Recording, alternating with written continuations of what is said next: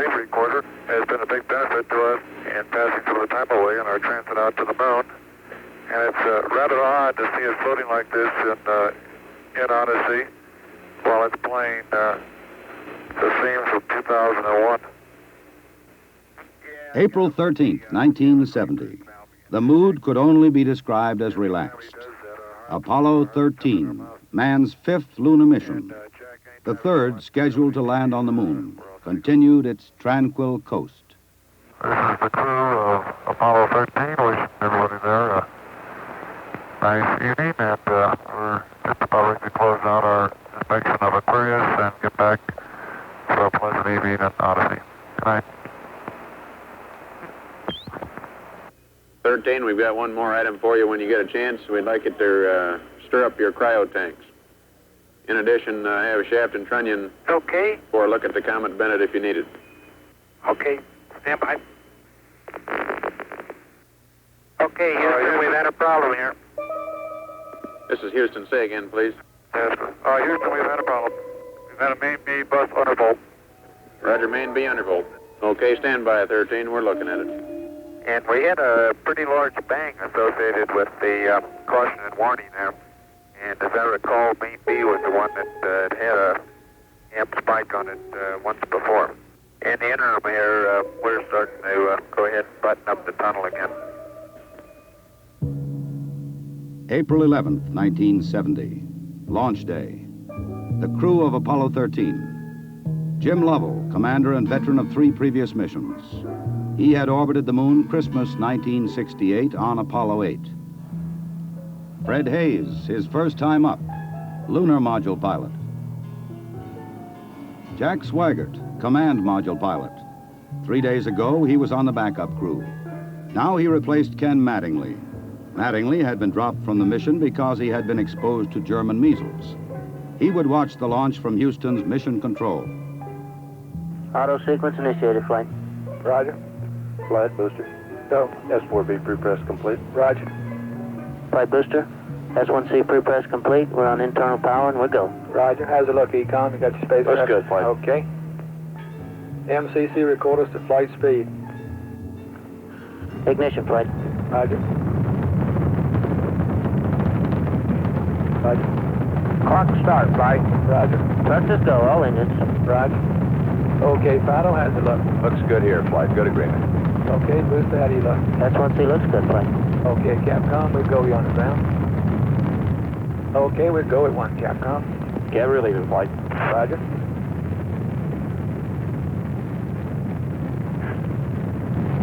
Booster, how do you look? We look good, flight. We go.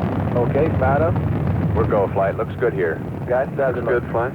Okay, Econ, GNC. Looks good, flight. Looks good, flight. Okay, Sergeant. Looks fine.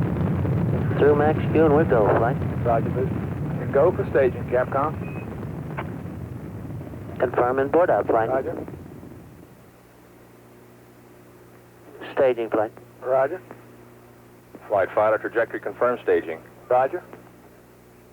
Flight booster, then board out was way early. Okay. Flight confirmed. Number 5 engine down. Roger. Booster, you don't see any problem with that, though, do you? Negative, not right now, flight. All the other engines are go.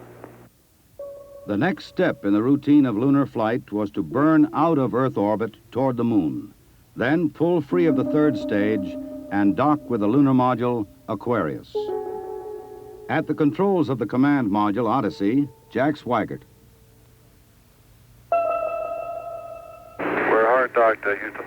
Roger, understand, hard dock. Good deal. They pulled Aquarius away from the Saturn third stage, the S4B. Okay, I can see the S4B now at the hatch window. Odyssey and Aquarius moved away from Earth toward the moon.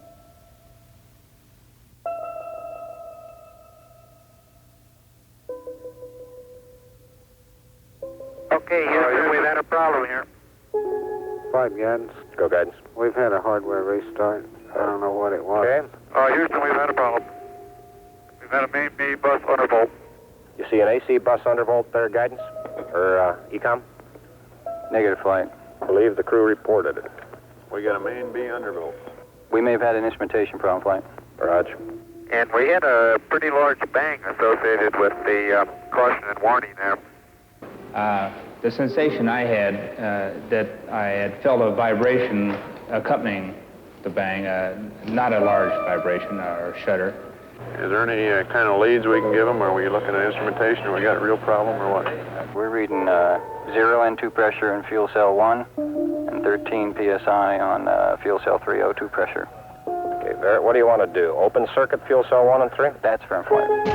Shut down the reactance valve, and I asked for reconfirmation, since when you do that, it's sort of irreversible. If you shut one of these things down, they only can be restarted from ground support equipment. Yeah, that's because of AC. And it looks to me, looking out the hatch, that we are venting something. We are venting something out into space. Okay, let's everybody think of the kind of things we'd be venting. GNC, you got anything that looks abnormal in your system? Negative flight. How about you, ECOM? You see anything that, with the instrumentation you got, that could be venting? That's a firm flight. Let me look at the system flight as far as the venting is concerned. Okay, let's start scanning. Here is a bulletin from ABC News. The Apollo 13 spacecraft has had a serious power supply malfunction that could cause the lunar landing mission to be terminated early. I assume you've called in your backup ECOMs? Flight, say again? Have you called in your backup ECOMs now? See if we can get some more brain power in this We thing? got one here. Roger. At the moment, the astronauts are continuing to try to isolate their trouble. A late report says the spacecraft now is operating on battery power alone. All unnecessary equipment is being turned off. Okay, now let's everybody keep cool. We got the LEM still attached. The LEM spacecraft's good, so if we need to get back home, we got a LEM to do a good portion of it with. Okay, let's make sure that we don't do anything that's going to blow our CSM electrical power with the batteries, or that will cause us to lose the main or the fuel cell number 2. Okay, we want to keep the O2 and that kind of stuff working. We'd like to have RCS, but we got the command module system, so we're in good shape if we need to get home. Let's solve the problem, but let's not make it any worse by guessing. My concern was increasing all the time. It went from, I wonder what this is going to do to the landing, to I wonder if we can get back home again. Okay, Ecom, I'm coming back to you. Flight. Go ahead. I think the best thing we can do right now is start a power down. Right about then, it was quite apparent to me that it was just a question of time that the command module was going to be dead. You don't want to get fuel cell pumps off, do you? We can do that on fuel cell number 1 flight. Okay, well, let's make sure we don't blow the whole mission. The thing that concerns me is throwing equipment. We had a problem. We don't know the cause of the problem. Flight, I've got a feeling we've lost 2 fuel cells. I hate to put it that way, but I don't know why we've lost them. It doesn't all tag up. Network from Flight. Flight network. Bring me up another computer in the RTCC, will you? We got one machine on the RTCC, and we got dual CPs downstairs. Okay, I want another machine up in the RTCC, and I want a bunch of guys capable of running D-logs down there.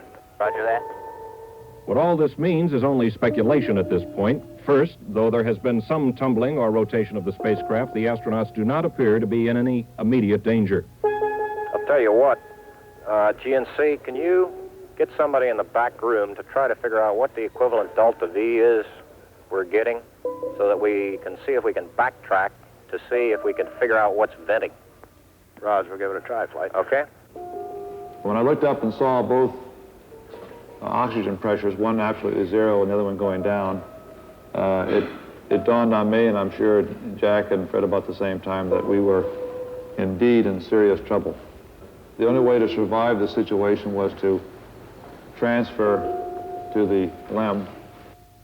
Flight Econ. Go ahead, Econ. The pressure in O2 tank 1 is all the way down to 297. We better think about getting in the LEM or using the LEM systems.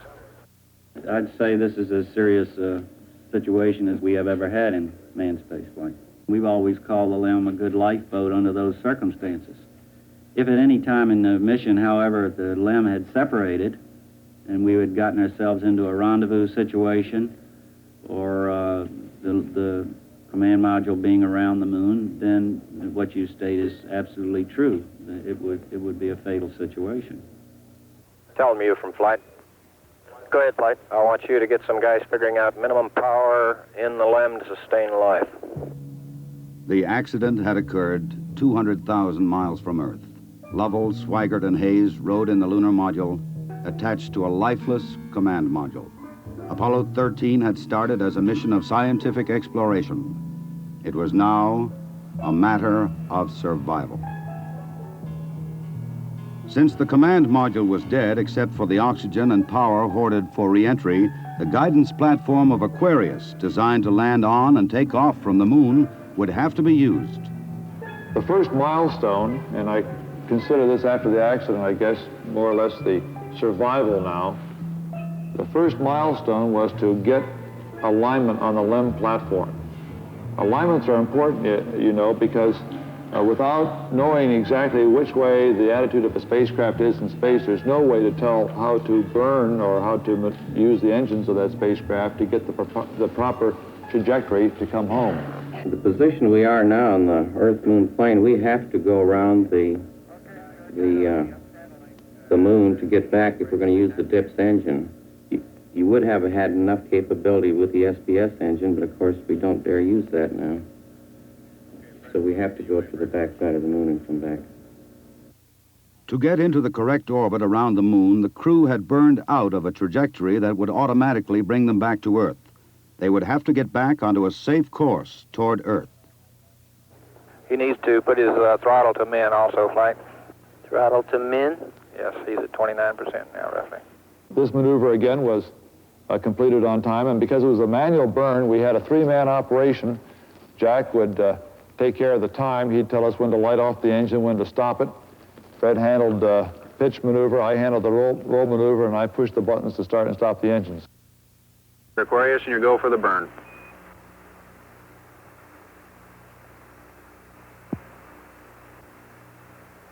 %. Okay, Aquarius, you're looking good. Auto shutdown. The first problem was solved. They were back on the path to Earth. But there were many other problems to be solved. From a building at Houston's Manned Spacecraft Center, systems experts coordinated the coast-to-coast effort to get the crew back. One of the big problems was consumables. There would be enough to eat and drink. But in space, there are other factors. Oxygen to breathe, electrical power to keep the spacecraft alive, water to cool the equipment and keep it operating. What we'll be doing till we get them back on the water is concentrating on everything that is their lives are dependent upon at the moment, rather than worrying about the accident, because there's nothing we can do about that now. It appears at the present time that everything is under control and that we have a safe situation at the moment. Hey, I want to say you guys are doing real good work. So are you guys, Jack. We are about 70 hours from home, and we think we have the situation in control. We've projected the consumables as I've described, and we have a plan for carrying out the rest of the mission, but there's going to be no relaxation at all as far as that goes from now until splash. There was a key decision to be made before Apollo 13 went behind the moon: where to bring them down. Their present course would take them to the Indian Ocean, where recovery would be difficult. A burn to bring them home quicker would take them to the Pacific Ocean near the recovery forces. Bringing them home even faster would place them in the South Atlantic, again away from recovery forces. It was decided to take them to the Pacific.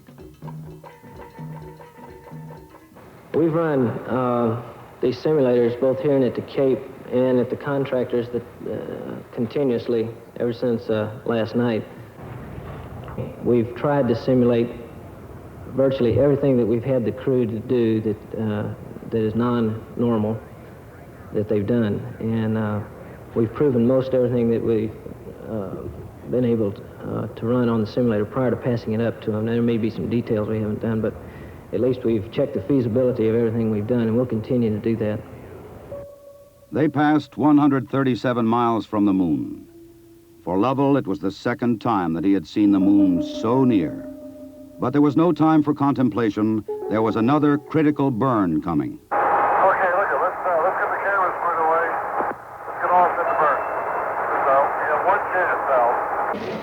And in Houston, the newsmen poured in to tell an anxious world the story. Well, that was going along with the ignition time. Shortly after Apollo 13 had separated from the Saturn third stage, the stage had been sent onto a trajectory toward the moon. Its impact would be recorded by the seismometer left by Apollo 12. By the way, Aquarius, we see the results now from 12's seismometer. Looks like your booster just hit the moon and it's rocking it a little bit. Over. Well, at least something worked on this flight. I'm sure glad we didn't have a limb impact, too. Jim, you go for the burn. Go for the burn. Roger, understand. Go for the burn. Guidance okay? We're good, flight. Control, okay? We're okay, flight. Tell me. We're go, flight. Inco okay? We're good, flight. Ground confirms ignition. We're burning 40%. West Houston, you're looking good. Roger. Shut down. Roger, shut down. I say that was a good burn. Roger, now we want to power down as soon as possible. Understand. To conserve the electric power and cooling water, the crew shut down all but the vital, life-sustaining systems of the LEM. I think the LEM spacecraft's in excellent shape, and I think it's fully capable of getting the crew back. I think, as we have found before, every time we've put the LEM spacecraft to a test, it's always done much more than it was guaranteed to do, and I think this is a good case in point. Conserve the consumables, cooling water, electric power. The LEM water gun was leaking, and we shut that off. I guess it leaked about a quart of water, I would estimate. But it took me about 2 days to get my feet dry. And of course, I think you were all aware that the temperatures were going down in both vehicles, and it's made for very chilly feet for a couple days.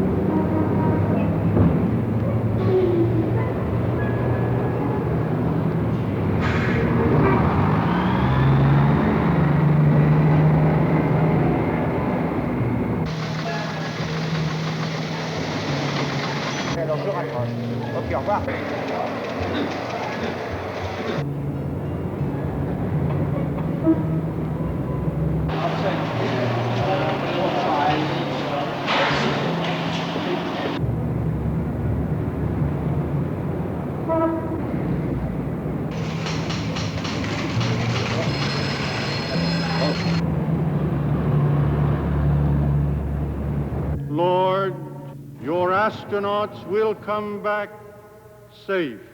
If I may be serious for one moment and ask the entire audience for a moment of prayer for the crewmen of the Apollo 13. We'll hold silence for a moment, please.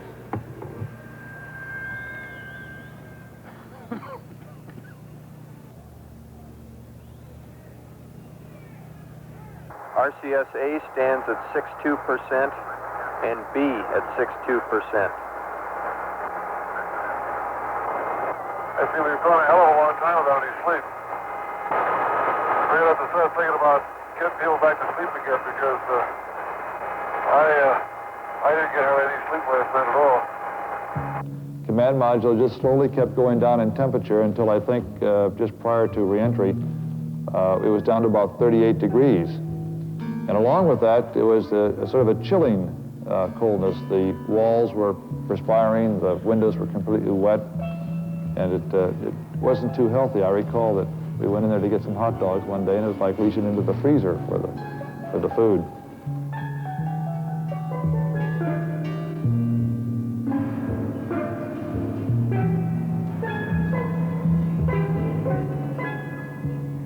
So if you want my opinion of how they handled the situation when it happened, they handled it exactly like we'd expect them to. They were about as well on top of it as anybody could be. We knew on what we knew, which isn't very much, I'll have to admit. but I think they did everything right within the knowledge that was available to us in a timely fashion, which is what all we expect of them. I think they did a beautiful job of it. We actually had a third little sleep restraint, which Fred then put on and buttoned up and kept a little bit warm. The astronauts faced another problem, their own exhaled breath. The lithium hydroxide chemical to take carbon dioxide out of the air was not sufficient in the lunar module. They would have to adapt the canisters from the command module to fit the hoses in the LEM. On the ground, an adapter was fashioned from materials the crew had available in the LEM. Cardboard from a checklist, plastic bags, and tape. After checkout in an environmental chamber, the directions for construction were sent up to Aquarius. At this point in time, I think the partial pressure of carbon dioxide was reading about 15 millimeters. And we constructed 2 of these things and put them online, and I think within an hour, the partial pressure of CO2 was down to 0.2.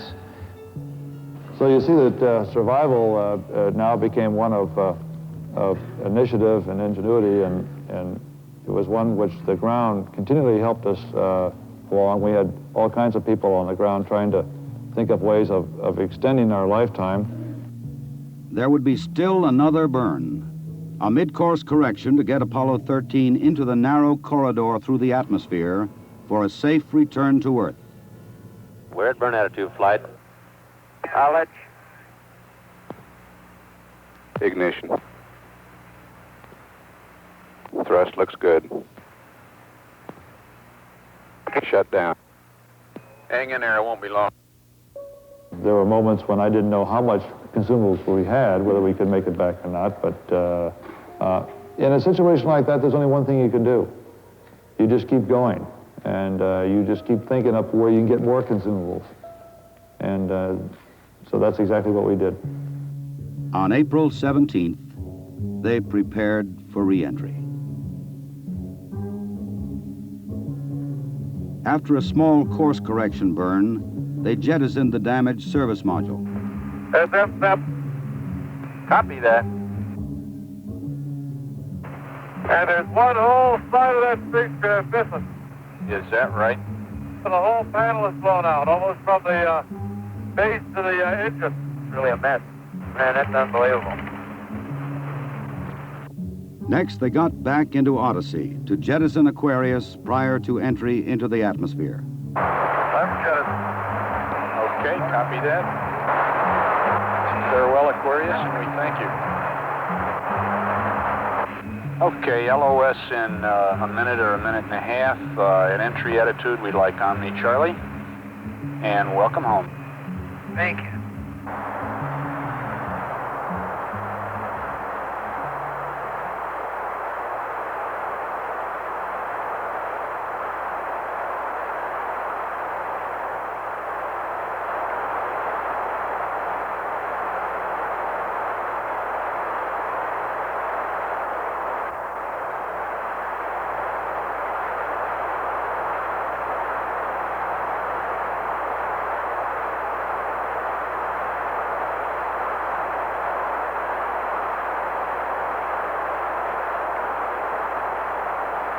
Odyssey Houston standing by, over.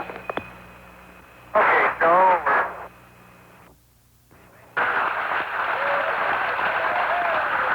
Odyssey Houston, we show you on the mains. It really looks great. Apollo 13, this is recovery, over. They're going through 5,000. Under Apollo 13, this is recovery, and your chutes look good. Apollo 13, this is recovery. We observed your RCS burn, over. The recovery, Apollo 13 is descending. Apollo 6 is recovery, over. Photo 1 spliced in at this time. The three chutes are displaced in the water. Our 0 degrees magnetic 3.5 miles. Iwo Jima. Iwo Jima, roger. This Photo 1, the command module is stable 1 at this time. They're riding comfortably. The vertical axis are approximately 15 degrees. Web1, you're clear to come to position for 3 the other 2 units. Web1, roger. Okay, Web2, your wind line 270.